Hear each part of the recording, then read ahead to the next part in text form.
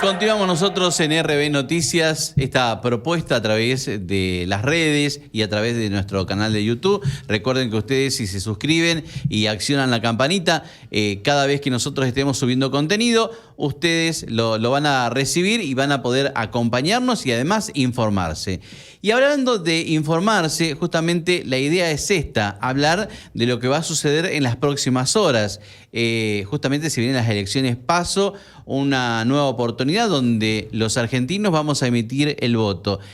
Y concretamente tenemos que saber, tenemos que conocer muchas cosas que a veces por ahí son obvias, otros no tanto, otras desconocemos, otras conocemos justamente, y por eso ahora nos está acompañando Guillermo Tapia. Él es abogado y justamente experto en estos temas que nos deben interesar. Guillermo, bienvenido, ¿cómo estás? ¿Qué tal? Bueno, muchísimas gracias por la invitación.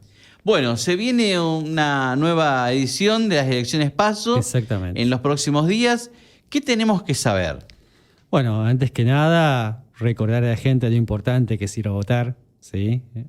Más que nada, estamos cumpliendo ya 40 años de democracia, lo cual es algo sumamente importante, vivir en democracia, con todo el sacrificio que costó lograrla, ¿no?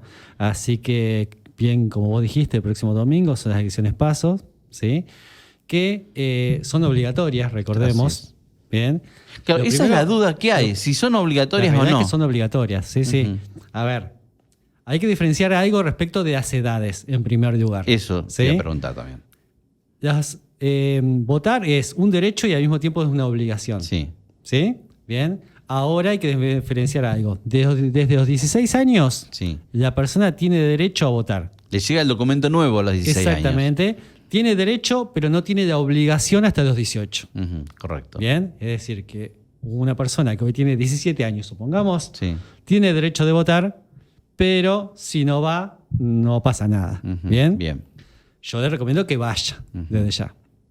De los 18 a los 70 años sí, es un derecho, pero también es una obligación ir a votar. Si uno no va a votar, hay multas, que son bastante irrisorias las multas, o sea, muy poco dinero. ¿Pero eso puede afectar el día de mañana en el carnet? No, Escuché algo de eso. No, eso no te afecta en el carnet. No, de hecho, generalmente no pasa nada, lamentablemente, pero bueno, creo que también está en la cuestión de uno, ¿sí? Como ciudadano, en saber que tiene que ir a votar, porque está eligiendo la persona que nos va, o el grupo de personas que nos va a gobernar por los próximos 4 años. Así que eso es algo muy importante. Y luego tenemos un tercer grupo, que son aquellos mayores de 70 años, que tienen el derecho también, pero no la obligación de ir a votar. Es decir, si una persona que nos está viendo y tiene 80 años, tiene derecho, pero si no va a votar, no hay ningún tipo de sanción para esa persona. ¿Bien? Eso es lo primero que nosotros tenemos que saber.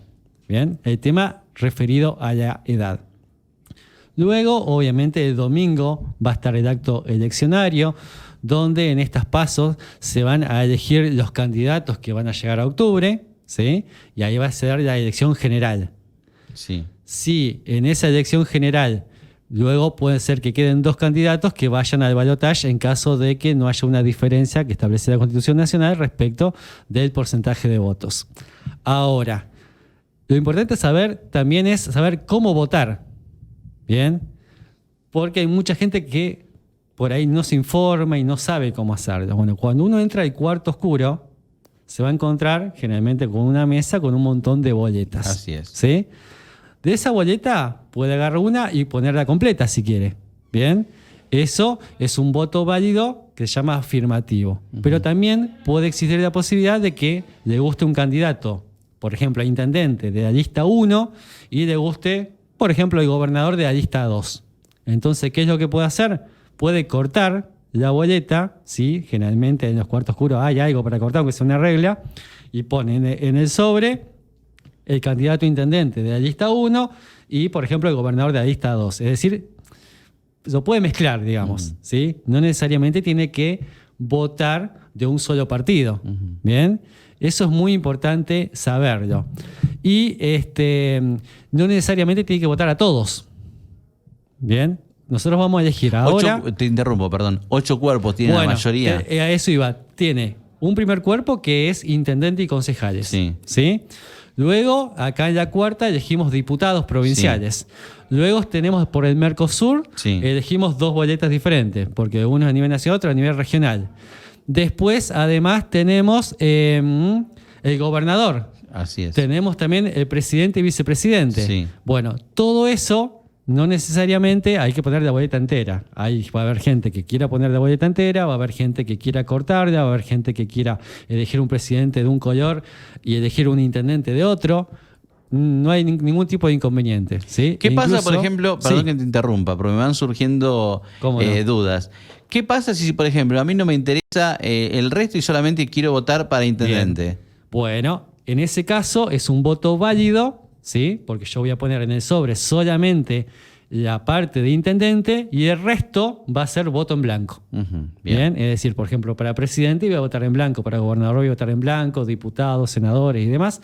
Todo eso voy a votar en blanco, pero el intendente va a tener ese voto a favor, ¿sí? Sí. Ahora, lo que yo no puedo hacer, porque sería un voto nulo, es poner 2 boletas de diferentes intendentes o diferentes candidatos a intendentes. Ahí queda anulado. Ahí queda anulado.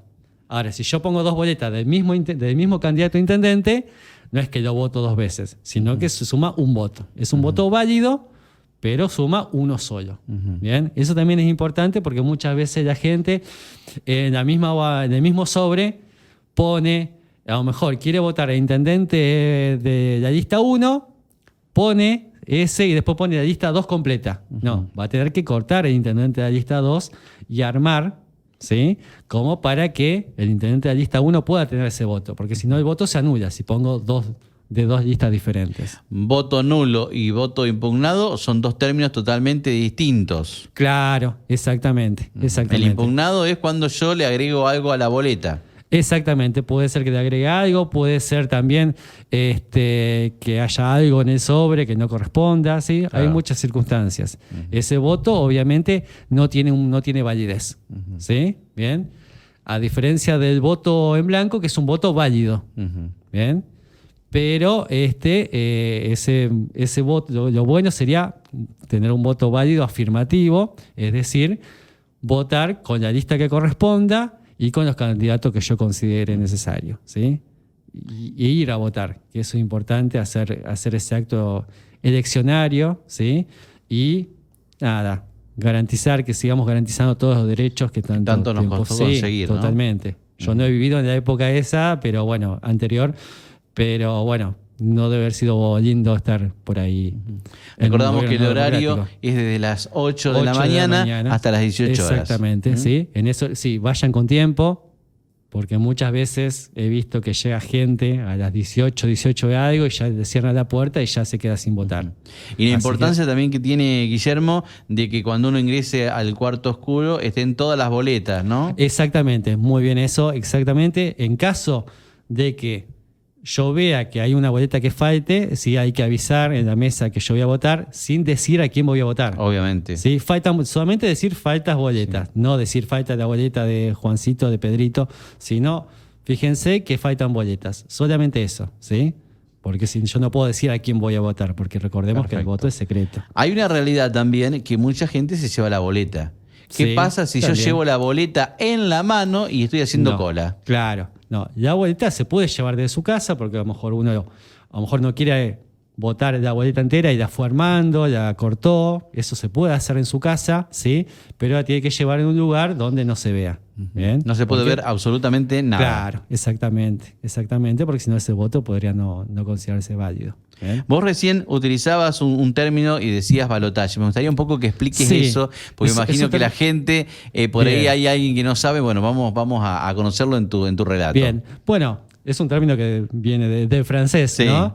El tema es que en las PASOs, ¿sí? Se votan candidatos que van a las elecciones generales de octubre. Sí. Bien, ahí en octubre serán elecciones generales o definitivas, en teoría, siempre y cuando haya una diferencia entre el primero y el segundo. Exacto. ¿Bien? Que tiene que ser el primero tiene que llegar al 45%, tiene que haber tiene que llegar al 40% con una diferencia de 10%. Por ejemplo, supongamos que un candidato saca el 50% y el segundo saca un 35%, ya ese primero ya ganó. Ahora, si el primero saca un 50% y el segundo saca un 49%, ahí sí. Ahí tiene que haber otra nueva elección con esos 2 candidatos a presidente, ¿sí? Que se llama balotaje. ¿Bien? En ese balotaje, en el caso de que se tuviera que hacer, se va a hacer en noviembre, ¿sí? Y ahí vamos a tener que volver a votar, pero ya no va a haber tantos candidatos, sino que va a haber solamente 2 listas, o sea, 2 nada más. Candidato a presidente 1 y candidato a presidente 2. Y ahí entre esos 2 yo voy a tener que elegir, y ahí sí, el que gane, así sea por un solo voto, va a ser considerado ser presidente, ¿sí? Y el 10 de diciembre va a asumir. Bien, súper interesante lo que nos has contado, te agradecemos este rato que has estado informándonos. Algo que yo no haya preguntado y que vos creas que es interesante contarlo. No, básicamente creo que sería muy importante, además de ir a votar, que la gente también se interese en saber cuáles son los proyectos de cada candidato, ¿sí? Creo también es muy importante que la gente se vincule, no digo ser candidato, pero sí que se vincule, que tenga conocimiento de eso, para saber qué es lo que piensa cada candidato, qué es lo que hizo antes, qué es lo que le faltó hacer, ¿sí? Y a partir de ahí tomar la decisión de a quién votar, ¿sí?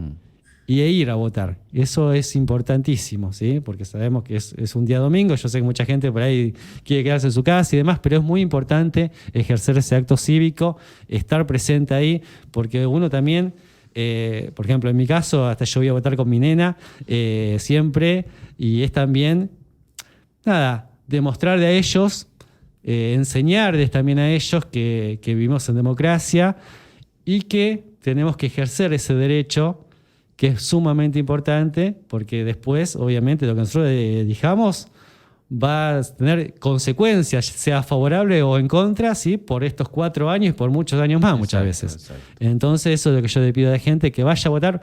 Que seamos por protagonistas de la historia. Exactamente, pero por el candidato que ellos quieran, ¿sí? Pero que vayan a votar, que ejerzan este derecho tan importante. Guillermo, un gusto haberte conocido y haber compartido en esta mesa toda esta información, por cierto, de sumo interés para todos nosotros. Hasta una próxima. Te agradezco mucho. Bien, Guillermo Tapia, él es abogado. Estuvimos hablando sobre justamente este acto eleccionario que en pocas horas vamos a tener. Gracias por elegirnos. Esto fue RB Noticias. Hasta una próxima.